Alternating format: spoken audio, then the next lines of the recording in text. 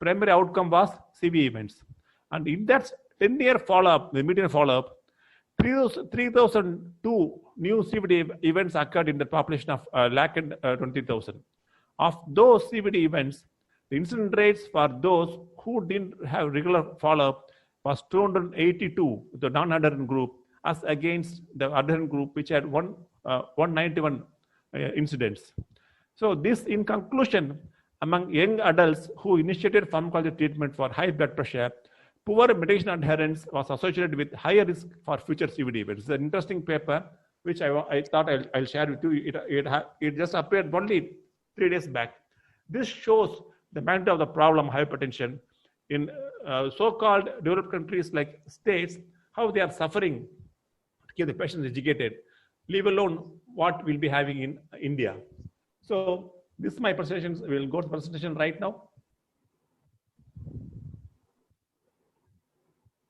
The prevalence of hypertension in India is really alarming. You should be mind-boggled to see that it's estimated from various studies that the prevalence of hypertension in India is 29.8%, almost 30%. 1 in 3, or 3 in 10 are having hypertension.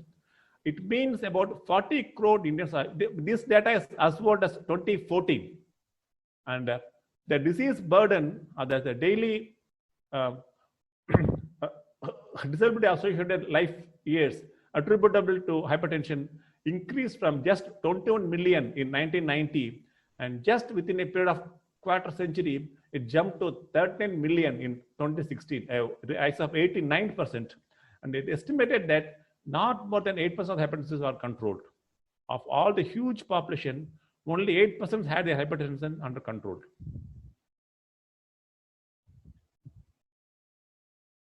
And this is the latest data for you.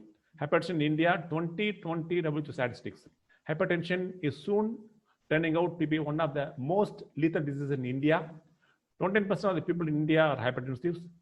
1.5 million people die due to hypertension in the Southeast Asia each year. 214 million people in India will be with hypertensive by year 2025. That means 33% of the urban Indians are hypertensive, latest data. 28% of rural Indians are hypertensive. 20% of Indian men are suffering from hypertension, and 22% of Indian women are suffering from hypertension. And there is a narrow divide between people who are residing in the townships and those who are in the rural areas also. This alarming rise may be attributed to many factors. 20% of the rural and 42% of the urban Indians are aware of the hypertension. Many of them are not all aware of that. Only 20% of rural and 38% of the urban Indians are being treated for hypertension. Even though they know about it, only such mere percentage they are being treated for hypertension, and 1/10 of the people of the rural and 1/5 of the urban Indians, hypertensive people, have their BP under control. And as we know, the major cause of deaths due to hypertension is 57% is stroke and 25% is coronary heart diseases. Hypertension can produce CADs, kidney ailments, and vision loss. This alarming rise can be attributed to the increase in the mean age of the people who are living now. We are improving constantly on that. People live to live longer nowadays, thanks to all the facilities. At the same time, they don't lead a happy life, lot of stress and strain, and faulty food habits. And to cap it all, the latest culprit is air pollution. Air pollution drastically increases the incidence of insulin resistance, hypertension, diabetes, obesity, and dyslipidemia. This is the latest data which has come. I'll show the presentation sometime later. But it contributes chiefly to this rise in hypertension and all. So hypertension, has already mentioned you, even today is a triple paradox. Easy to diagnose, but often remains undetected. Simple to treat, it often remains untreated. And despite availability of potent drugs, treatment is all too often ineffective. These go along with hypertension. Poor control, increased risk of complications. Uncontrolled hypertension is responsible for 15% of stroke-related deaths. More than 15% of people who die of stroke, it's due to hypertension. and 40% of CVD deaths are also due to hypertension. I still remember our teacher, the great teacher, Dr. Chennappan, who used to tell, you should feel guilty and you are a real culprit if you allow hypertension patients to die of stroke. That's what he used to say. Complications of hypertension leads to 9.4 million deaths worldwide every year. And now we go for the latest guidelines, which tell you about how to manage hypertension. Two great big associations.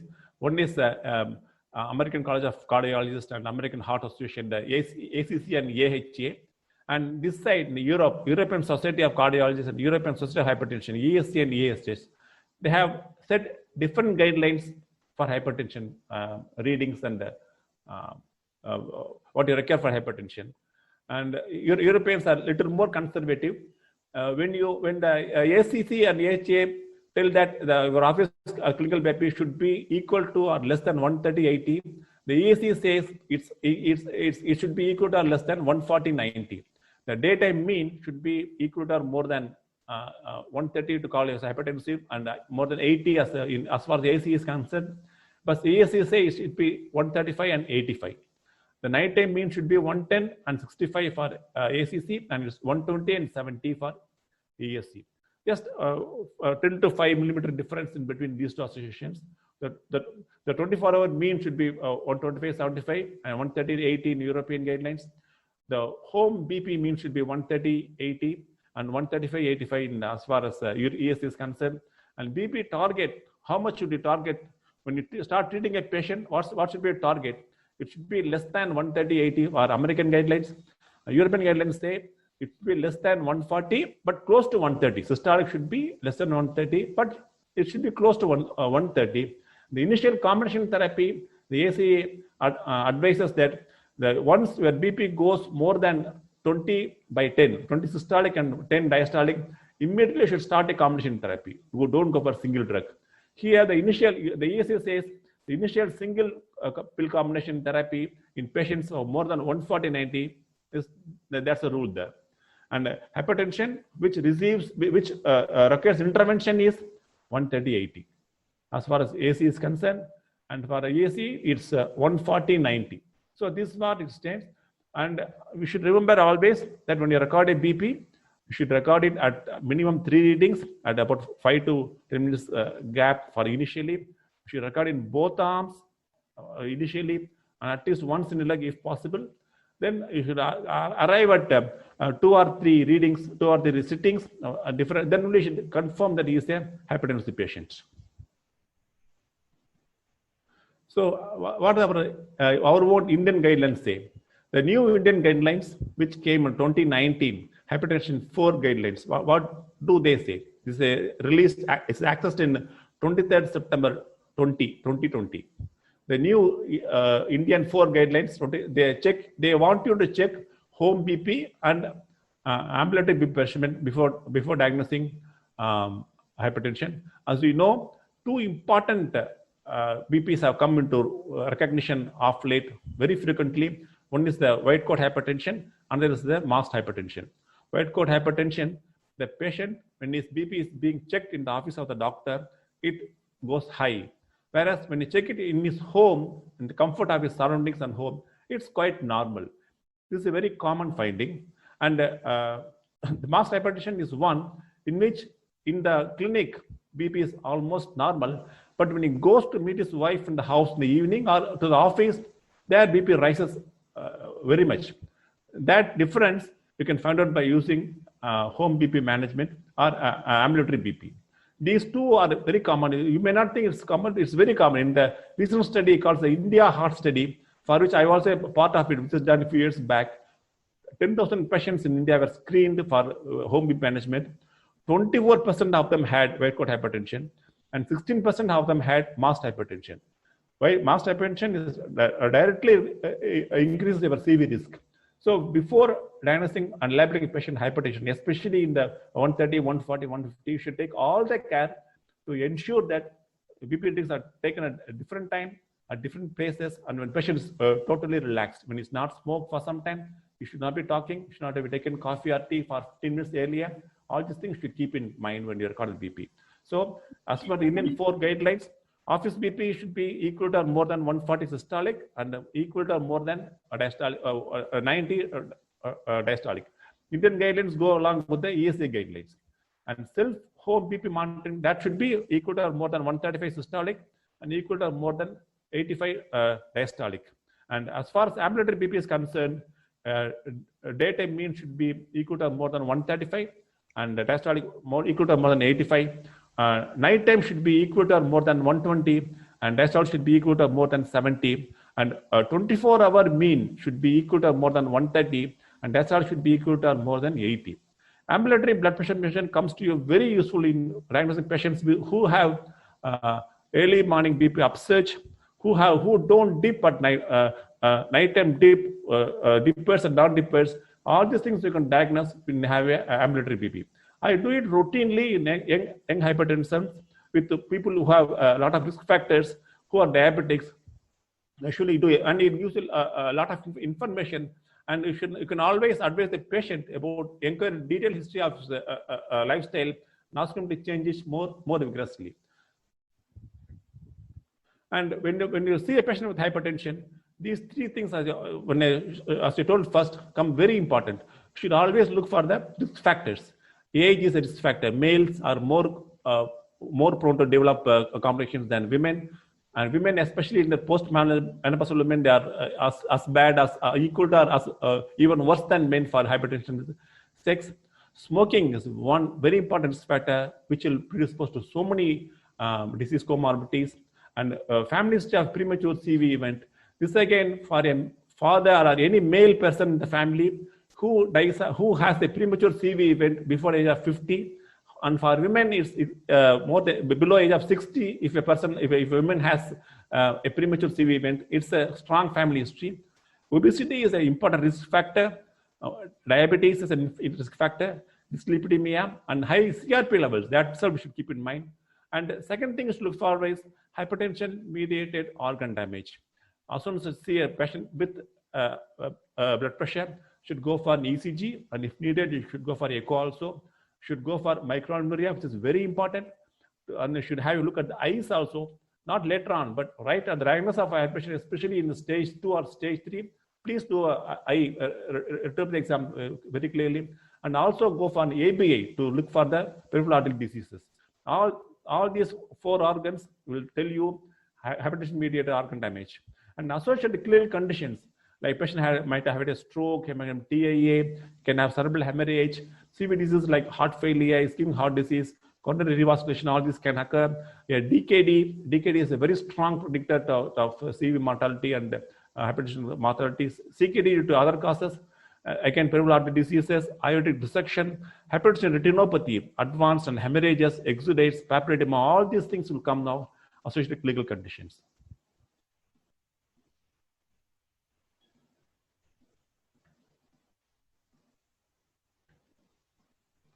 And look for these comorbidities with increase in risk factors, hypertension-mediated organ damage, or associated clinical conditions. The 10-year CV event risk of the patient increases for the same stage of hypertension. The patient may be in only stage 1 hypertension, but if he has risk factors, his risk, CV risk will be very much high. As this will show you risk stratification of patients with hypertension according to BP levels, presence of risk factors, hypertension-mediated organ damage, and associated clinical conditions. As you know, stage 1 hypertension is, as far as the Indian guidelines goes, systolic 140 to 159 and diastolic 90 to 90 stage 1 hypertension. Stage 2 is systolic 160 to 179 and diastolic 100 to 109. And stage 3, which is severe hypertension, is systolic more than 180 and diastolic more than 110. When there are no risk factors, stage 1 hypertension is only low risk. But if the patient is a smoker, it's a premature CV death in his family history is there, he's a diabetic, he becomes, even though his BP is 140, 160, it becomes a medium risk patient. And there are 3 or more risk factors, and there organ damage is there, he becomes high risk. And where cerebral hemorrhage and etc., it comes under very high risk. This you should always remember. And even in the stage 2 patient, when the patient has no other risk factors,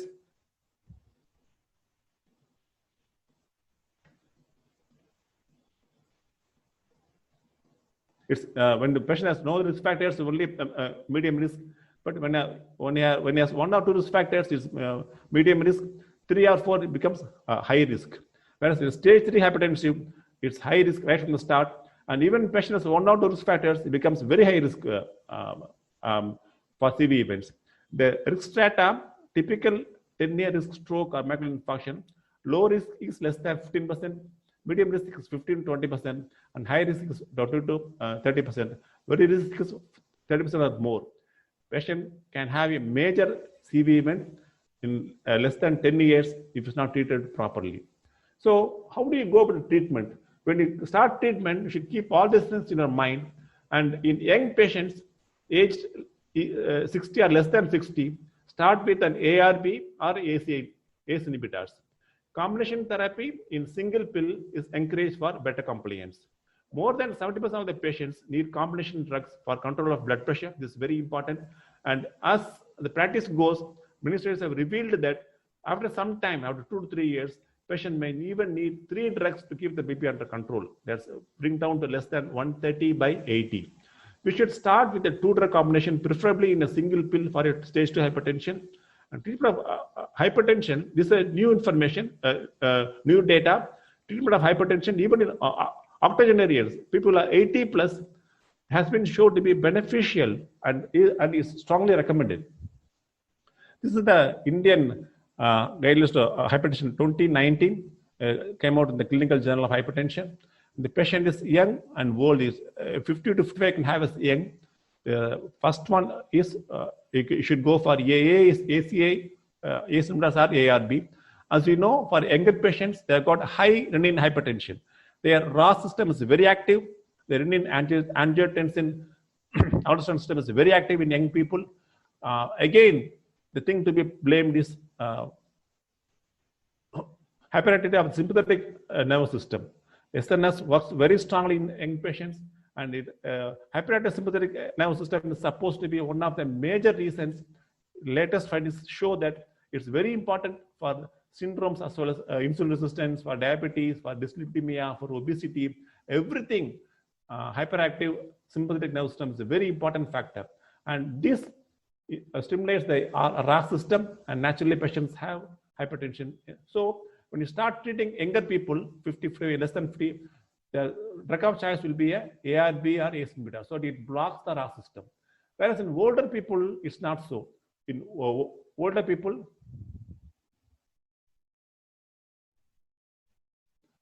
they have a low renin hypertension. So in them, hypertension is usually due to the sclerosis of the arteries, deposition of atherosclerotic flakes, the vessels becoming harder. There's not much of vasodilatation. So in those patients, you go for vasodilators like calcium channel blockers, or you go for diuretics, which reduce the volume of the CV volume. So in those patients, you have a choice of either CCB or diuretics. But in step 1 hypertension, you should combine a with a CCB or a diuretic, because this takes care of both the RAS system and the vasoconstriction part of it.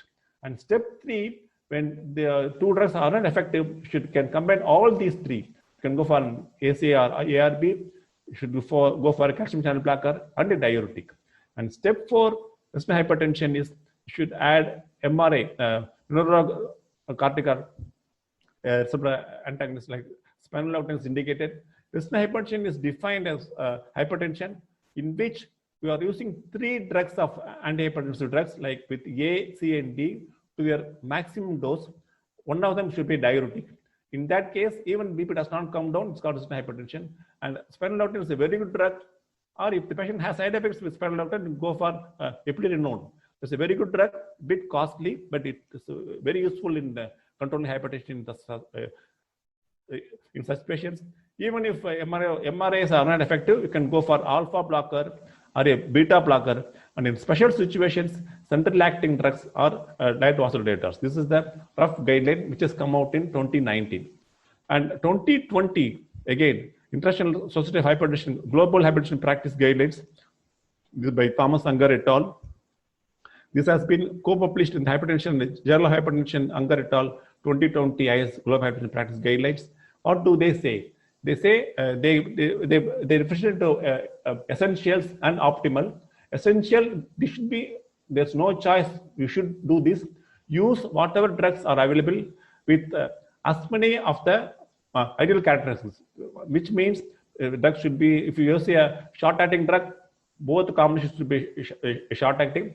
Or if you use 2 drugs or 3 drugs, if all should be long-acting, then only it will be fit into the and use 3 combinations if single pill combinations are not available or they're not affordable. Use thiazide diuretics if thiazide like diuretics are not available. As you know, thiazide like diuretics are much better than thiazides. They have less side effects. They prevent they protect against the CV events. Thiazide diuretics are the hydrochlorothiazide, which is very popular. Thiazide like diuretics, we've got chlorthalidone and indapamide. Both are very good drugs. Chlorthalidone has an edge over hydrochlorothiazide because of its CV benefits. And use alternate to DHP, the dihydroxyproline, because if a patient is not able to tolerate CCPs, you can even go for non-DHP like diltiazem or verapamil. So optimal will be ideal single pill combination should be the optimal one. You combine 2 drugs in the single pill. Start with a step 1 is dual low dose combination, A plus C, 2 drugs, lower combination. In this combination, amlodipine and the telmisartan, they act very well with each other, and the edema which is coming due to amlodipine is even taken care of by telmisartan molecule. This you should remember. So when they combine, it's to the benefit of both the drugs. And step 2, dual full dose combination. And if it's not, if A and C is not enough, you go for the step 3 triple combination of amlodipine. You go for combination of an ARB, a CCP, and a diuretic. And if these 3 drugs given the maximum are not effective, you go for a step 4 resistant hypertension with a triple combination plus spironolactone or the other drugs. You can add spironolactone from the dose of 12 to 50 milligram OD. So this is again essential part of it. Consider beta blockers. Now only comes the beta blockers. Beta blockers, which are considered very important drug some 20 years back, which came first in the line of treatment. They've been because atenolol had a very bad name. It could not protect CV events. They were actually thrown in the dustbin. But now they are coming back in a very big way. But in the latest guidelines, they don't mention beta blockers at all in the first 3 stages, 4 stages. But once the patient has a heart failure or angina or post-MI or atrial fibrillation, younger women and they're going for prime surgery, beta blockers come to the prime place. You should consider beta blockers a treatment step when there's a specific indication for their use. Otherwise, they are not indicated. Consider monotherapy at low risk grade hypertension, and the very old people who are more than 80 years are frail patients. If in those situations, you go for a single drug. And consider A plus D in post-stroke. This is again important point which is recommended by ISH, especially with the post-stroke, very elderly people, incipient heart failure, and CCP intolerance. You go for a combination of ARBs or ACAs plus a diuretic. And you should consider ARBs and ACAs with CCP or CCP and a diuretic in black patients. And you should use caution with spironolactone and other potassium sparing diuretics when estimated eGFR is less than 45.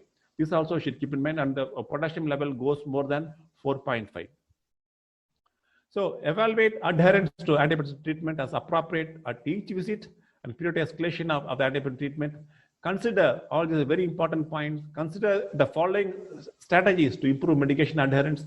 Reducing polypharmacy, use of single pill combinations is very important as advised by ISH.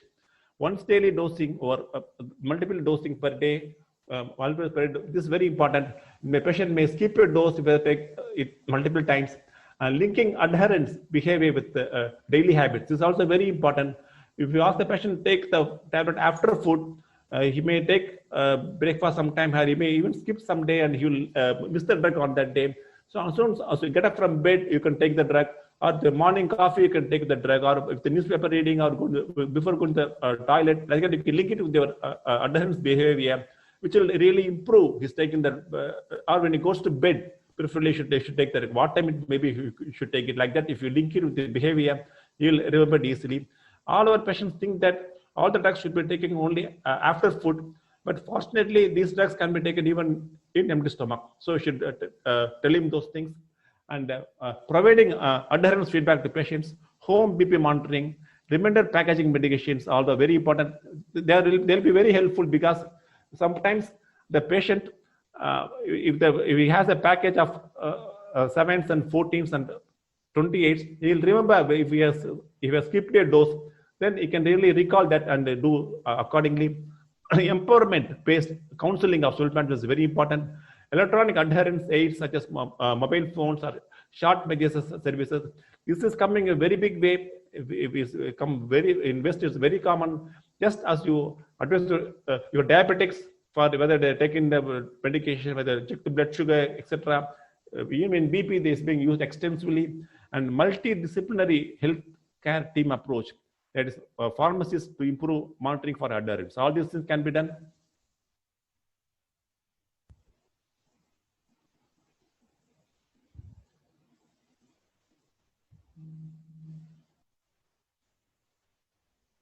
So when you start a combination treatment, which combination you should go for? Should go for a single pill combination or for a free dose? This studies have been done even on this topic. Initial monotherapy and combination therapy and hypertension control in the first year. It's by Brent E. Egan. Is a Elegant study. In the retrospective study conducted by Egan, BM et al., it was observed that initiating antihypertensive therapy more often with combination therapy, and particularly with a single pill combination, it could improve the BP control. And in health equity community-based practices, the median time 50% patients achieving BP control was, if they take a single pill combination, it was only 195 days. If the free dose combination, it was 269 days, which is much higher than the single pill combination. And when it's monotherapy, it's again higher, it is 280 days. In 70% of patients, the goal BP will be achieved only with 2 drugs or more agents. This you should always remember. So initially, you should start a combination therapy. It's beneficial for the patient as well as for the doctor. And this also will come to help you to come over the inertia of therapeutic inertia and the patient inertia. Whenever it comes, you will tell, I didn't sleep yesterday, I went there, I went here, so I missed the dose. Or is it normal? He'll be telling all the reasons why not increase the dose. And you also, in the busy practice, may feel it's not right. You can wait for next time. But that next time will come only after 6 months or so. So you should, to beat this therapeutic inertia, you should use fixed combination formulation to improve the compliance, enhance BP lowering effect so as to achieve your target BP. Use of long-acting drugs that provide a 24-hour efficacy with one steady administration. It ensures smooth and sustained control of blood pressure, provide greater protection against the risk of major CV events and hypertension-mediated organ damage. An effort to decrease the dosage, number of antibiotic drugs should be considered after effective control of hypertension. Initially, if you start big, you can no doubt, you can always step down later on. So this telmisartan and clothianidin is a newer combination which has come in the last few years. It's a logical ARB plus. Is it so? We'll just do it. Telmisartan. A lot of studies have gone for telmisartan. The on-target study, which has the number of participants was as high as more than 20,000 people. Transcend study, which had participants of more than 5,000 up to 6,000 people, and PROFA study, which has again more than 20,000 people. All these studies repeatedly have in the first on-target study, it compared between telmisartan 80 milligram and ramipril 10 milligram. We know many of the patients may use ACE inhibitors, they develop dry, irritating cough, which may force them to stop the medication sometime. Ramipril is also because even though it's a very good drug, this irritating cough sometimes really proves really nasty. People may stop taking it. So when you compare telmisartan 80 with ramipril 10 milligram, it was found that after a period of 4.7 years, The composite endpoint of all these things proved that telmisartan was equivalent to rampil in patients with vascular disease or high risk factors. And the Transcend study, after a mean of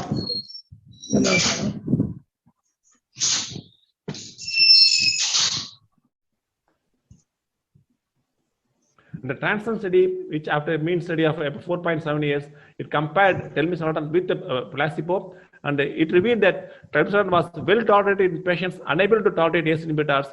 Although the drug had no significant effect on the primary outcome of the study, which included hospitalization for heart failure, it modestly reduced the risk of composite CV events and CV death, myocardial infarction, and of stroke. The PROPHER study also proved the same thing. So with all these things, telmisartan and proteinuria, telmisartan takes care of the proteinuria also. If the patient has got macroalbuminuria, some problem is going on in the kidneys, this really comes to help that also. This study will show you how it's done well when compared with the placebo. So, and what's the logical size for chlorthalidone? Chlorthalidone was a hydrochlorothiazide in the meta-analysis of systolic blood pressure reduction, comparing HCHC and chlorthalidone. It shows that chlorthalidone was more potent than hydrochlorothiazide in many aspects. Impact of CVDC, CV events results from a retrospective cohort analysis of the MR-FIT study. It's a very large study. It studied both. It compared between two molecules, and it was shown clearly that the chlorthalidone was much superior to hydrochlorothiazide, and both the drugs work much better. Even when the drugs are stopped, it had very low event-free events are very higher in those. But when with chlorthalidone, the event-free property was much higher than that of hydrochlorothiazide. And impact on even metabolic parameters, the impact on systolic blood pressure and impact on glucose in all the two studies, hydrochlorothiazide was much inferior to chlorthalidone. And again, impact on total cholesterol, impact on the LDL cholesterol. Here also, hydrochlorothiazide was inferior to chlorthalidone. So when you this is a direct comparison study, a comparative efficacy of safety of chlorthalidone and hydrochlorothiazide meta-analysis, head-to-head trials. Many trials have shown very clearly that there was a reduction of systolic blood pressure much more with hydrochlorothiazide than chlorthalidone, and systolic blood pressure, diastolic blood pressure, and serum potassium. All these were the results were positive for hydrochlorothiazide. Positive for chlorthalidone, and it won over hydrochlorothiazide in all these studies. So when you combine telmisartan and chlorthalidone, how things work? This very interesting study, they show chlorthalidone and telmisartan in hypertension. These our own people who are uncontrolled with hydrochlorothiazide and telmisartan combination. When you replace a patient who is on telmisartan and hydrochlorothiazide with a combination of telmisartan and chlorthalidone, what happened? This study revealed that this was presented in the year 2013 in the Journal of Clinical and Diagnostic Research. It showed that the systolic blood pressure after 4 weeks came down from 150 to 145 when you replace chlorthalidone with chlorthalidone, and the diastolic BP came down from 99.32 to 95. The systolic blood pressure in smokers was even more than in non-smokers. Systolic blood pressure in diabetics was actually more than in non-diabetics. The diastolic blood pressure in smokers was almost equal or less, but diastolic blood pressure fall in diabetics versus non-diabetics. Chlorthalidone was able to achieve it higher than the hydrochlorothiazide. So ARB plus diuretic, which is better charge diuretic.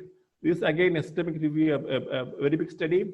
Elena Flipova did it, combining angiotensin receptor blockers with chlorthalidone or hydrochlorothiazide, which is better alternative, a meta-analysis. The pooled results show that the in favor of combination containing chlorthalidone for control of systolic blood pressure is the key. The chlorthalidone was much better than hydrochlorothiazide when you look at all these things. The pooled data was very clear again. So the guidelines recommendation diuretic, all the major guidelines, the National Clinical Guidelines, the National Heart Foundation of Australia, the Canadian guidelines, the Latin American guidelines, American College of Cardiology and American Heart Association, European Society of Cardiology and European, all from 2017, all these, they rated that hydrochloride is inferior to thiazides are better, but chlorothalidone was better than hydrochlorothiazide. This is what they say. So the take-home message will be, for this study, telmisartan has demonstrated benefits to patients with hypertension. Amongst diuretics, chlorothalidone has distinct pharmacokinetic and clinical advantages over hydrochlorothiazide. As you can see from this study, the half-life of hydrochlorothiazide was 6 to 15 hours, whereas with chlorothalidone is 40 to 60 hours. The duration of action also for hydrochlorothiazide is 16 to 24, for chlorothalidone is 48 to 72. Equipotency for office systolic blood pressure is 25 milligram hydrochlorothiazide, whereas it's just 12.5 with chlorothalidone.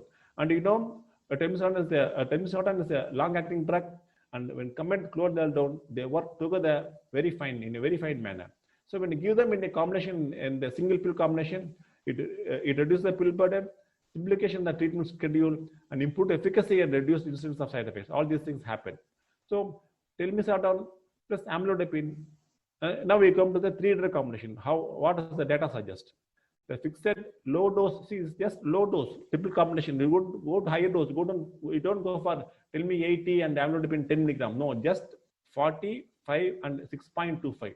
Fixed dose, triple combinations of antihypertensive medication versus usual care for blood pressure control in patients with mild to moderate hypertension in Sri Lanka. A randomized clinical trial. We show this trial. Patients received once day fixed dose triple combination of pill of telmisartan, amlodipine and chlorothalidone or usual care. They were divided into 2 groups. The primary outcome was proportion achieving target systolic blood pressure, systolic and diastolic 140/90 or 130/80 in patients with diabetes and kidney disease at 6 months. Secondary outcomes were mean systolic diastolic BP difference during follow-up, withdrawal of BP medications due to an adverse effect. 729 patients were assessed for eligibility. Of this, 70 people were randomized, and 314 patients were randomized to receive triple combination pill therapy. 351 randomized to receive the usual care, not this triple combination. And what does the results say? Showed very clearly the usual care. More than that, the triple combination produced a mean systolic blood pressure difference over the entire follow-up, right from the start, right from 6th week down to the 24th week. It was very significant difference in the systolic blood pressure and the mean diastolic blood pressure. So this combination was found to be very useful to treat patients with stage 2 and stage 3 hypertension. This is a very large study. Again, this shows very clearly that it favors the triple combination of pill therapy. It's also on the right side. So it concludes that among patients with mild to moderate hypertension, treatment with a pill containing low doses of 3 antihypertensive drugs led to an increased proportion of patients achieving their target BP goal versus the usual care. So what's the take-home messages? Hypertension, the silent killer, is a growing menace in the modern world. Problems with the diagnosis, treatment, and follow-up. When beginning to start treatment, patient education and motivation are very important. Always, we should take into account the risk factors, hypertension-mediated organ damage, and associated clinical conditions, and should devise our treatment strategy according to prevent complications. Early combination therapy to achieve a BP goal of less than 130/90 should be the aim. Any stage of the hypertension you start treating, your aim should be to get it less than 130/90. No 150/80, no 140 also. 130/90 is ideal. And patients who have diabetes, who have kidney failure and all, is to be still lower to 120/80. But don't reduce it below 170 or 160.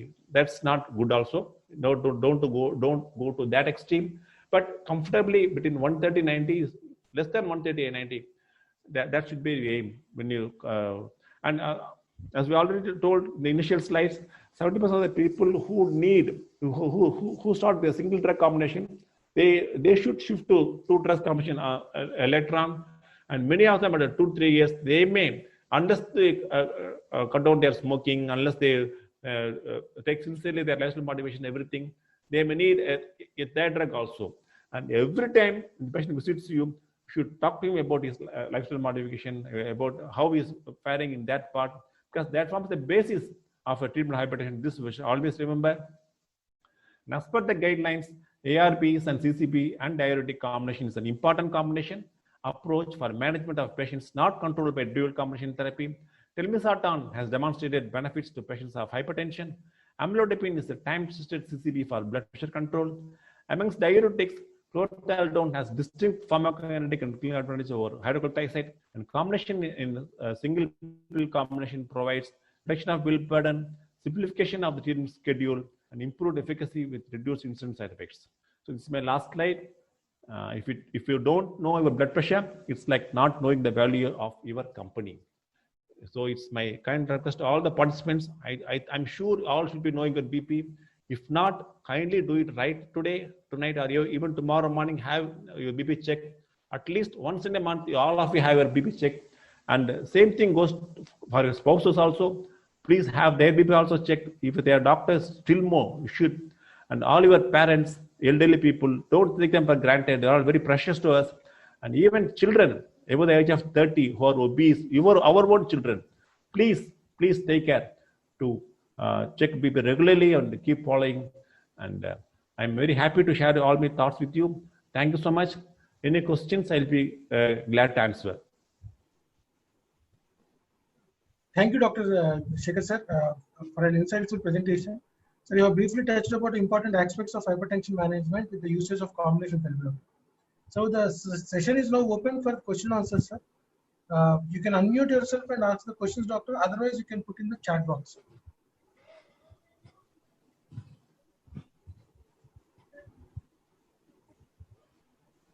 Sir, we have one question from Dr. Shishikala Devi. What is the drug you use in practice for hypertensive emergencies in younger patients and in older patients? Yeah. There are two things, hypertension emergency and hypertension urgency. So for those things, patients who come to you, a beta blocker, labetalol will be very useful to bring the blood pressure immediately. Or if the patient can wait some time, even amlodipine and temozolomide are very good.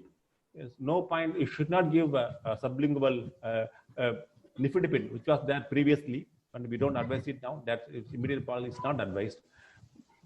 So send the patient, put him to rest, ask him to good rest, and you can give a telmisartan and amlodipine. That's what they do the trick. And if it's very high, you can go for labetalol.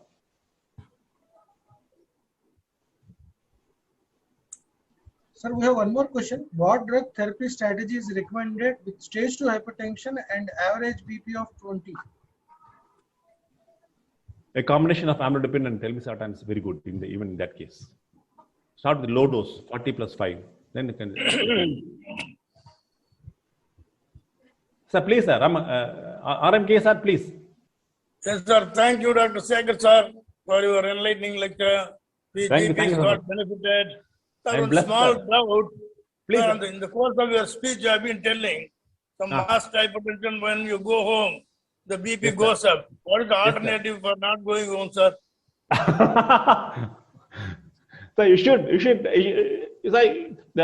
train your mind in such a way that everything equal the world. Your office is equal, your house also is equal, your nurse is important, your wife is important. Everything should all. If you consider everything to be same, you won't get that BP, sir. But office seems to be better than going home to see the wife, sir.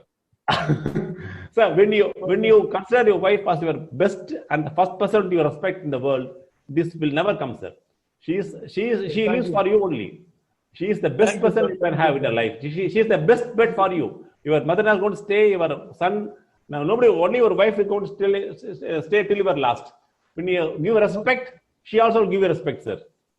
Nobody is there, only me and my wife. Nobody to what you call that compromise between us. Then the happy playground.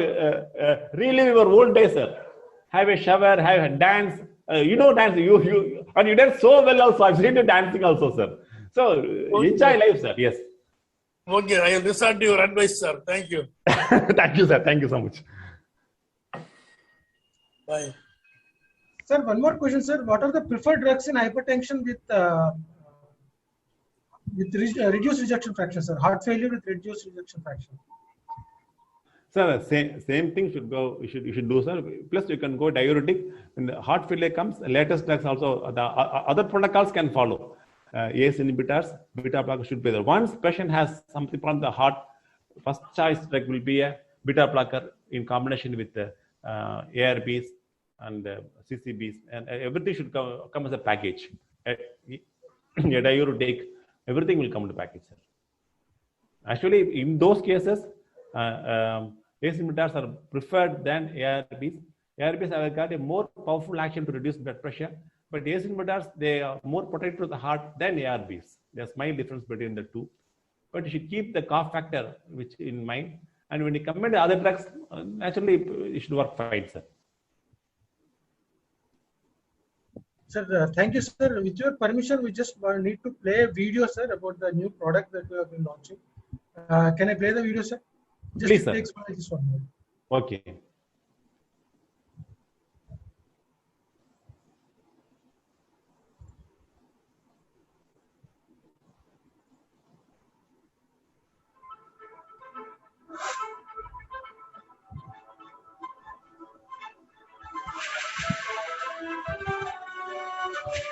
The video is not showing. Video is not showing. Just a minute, sir. Just a minute.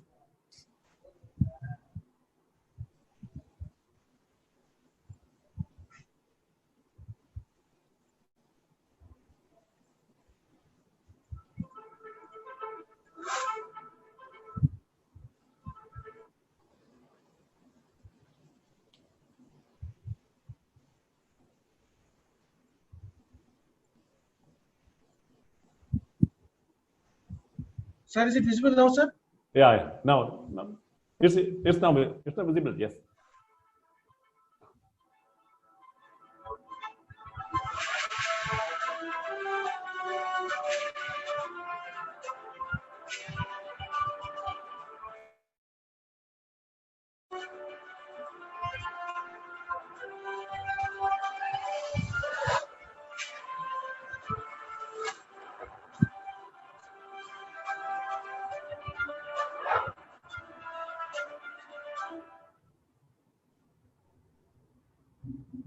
Yeah, it's done.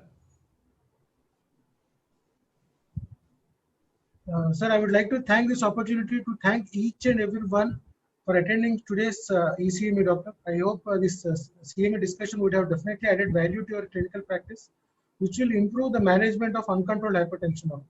We will also be shortly sharing the feedback in your message, sir, so that you can give your valuable feedback on the session as well as the slides. Okay. Once again, sir, thank you very much for your valuable. And I thank all the participants for our nice company, and I thank every one of you for. Thank you, sir. Thank you, sir. Thank you so much. Thank you, doctor. Thank you. Thank you, doctor. Thank you, sir.